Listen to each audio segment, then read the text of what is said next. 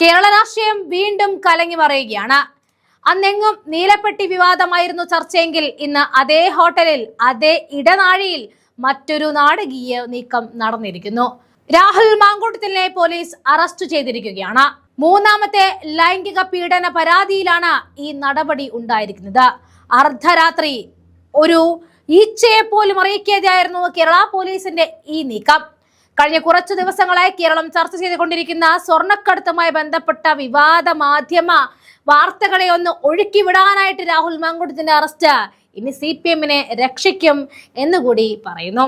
ജനശ്രദ്ധ തിരിക്കാനായിട്ട് CPM കണ്ടെത്തിയ പുതിയ തന്ത്രമാണോ രാഹുലിന്റെ അറസ്റ്റ് എന്ന ചോദ്യം അന്തരീക്ഷത്തിൽ അലയടിക്കുകയാണ്. ഏറ്റവും കൗതുകകരമായ കാര്യം അറസ്റ്റ് നടന്ന സ്ഥലമാണ്. അന്ന് പാലക്കാട് ഉപതെരഞ്ഞെടുപ്പ് നടന്ന കാലത്ത് പെട്ടി വിവാദം കത്തിപ്പടർന്ന അതേ ഹോട്ടലിൽ ഓർമ്മ കാണില്ലേ? നീലപ്പെട്ടി വിവാദം. നീലപ്പെട്ടിയിൽ കള്ളപ്പണം കടത്തിയെന്നും തെരഞ്ഞെടുപ്പിനായി പണം ഉപയോഗിച്ചു എന്ന് പറഞ്ഞ് രാഹുൽ മാങ്കൂട്ടം, അന്ന് സ്ഥാനാർത്ഥി എന്ന രാഹുൽ മാങ്കൂട്ടത്തിനെതിരെ CPM-ഉം BJP-യും ചേർന്നൊരു നാടകം കളിക്കുകയും പിന്നീട് അദ്ദേഹം ആ നീലപ്പെട്ടിയും കൊണ്ടുവന്ന് ഇതിലെന്റെ ജമ്പറും ജഡ്ഡിയുമാണെന്നൊക്കെ പറയുകയും ചെയ്ത ഒരു വിവാദമുണ്ടായിരുന്നു. അന്ന് താമസിച്ചിരുന്ന അതേ മുറിയുടെ നിലയിൽ തന്നെയായിരുന്നു പോലീസ് സംഘവും തമ്പടിച്ചിരുന്നത്. ഇത് യാദർച്ഛികമാണോ എന്ന ചോദ്യം ഇവിടെ ഉയരുന്നുണ്ടെങ്കിലും പോലീസ് കൃത്യമായ പ്ലാനോട് കൂടിയായിരുന്നു രാഹുൽ മാങ്കൂട്ടത്തെ കുടുക്കിയത്.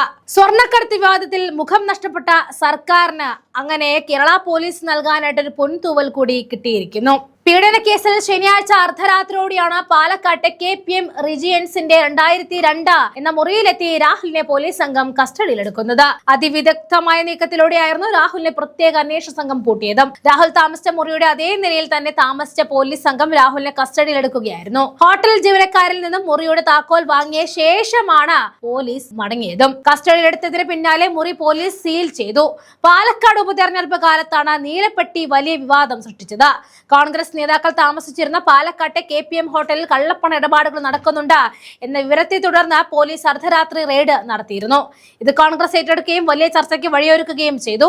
രാഹുൽ മാങ്കൂട്ടത്തിനെ നീല ട്രോളി ബാഗിൽ ഹോട്ടലിൽ കള്ളപ്പണം കൊണ്ടുവന്നായിരുന്നു എന്നതായിരുന്നു ആരോപണം. തുടർന്ന് നീല ട്രോളി ബാഗുമായി രാഹുൽ മാങ്കൂട്ടത്തിൽ വാർത്താ സമ്മേളനം നടത്തുകയും ഇത് വലിയ വാർത്താ പ്രാധാന്യം നേടുകയും ചെയ്തിരുന്നു. തുടർന്ന് നടന്ന അന്വേഷണത്തിൽ ട്രോളിയിൽ നിന്നും പണം കണ്ടെത്തിയതിന് തെളിവില്ല എന്ന് പോലീസ് റിപ്പോർട്ട് സമർപ്പിച്ചു. കോൺഗ്രസ് പ്രവർത്തകർ പണം കടത്തിയതിന് തെളിവില്ല എന്നായിരുന്നു സ്പെഷ്യൽ ബ്രാഞ്ച് DYSP പാലക്കാട് ജില്ലാ പോലീസ് മേധാവി നൽകിയ പ്രാഥമിക റിപ്പോർട്ടിലും പറഞ്ഞത്.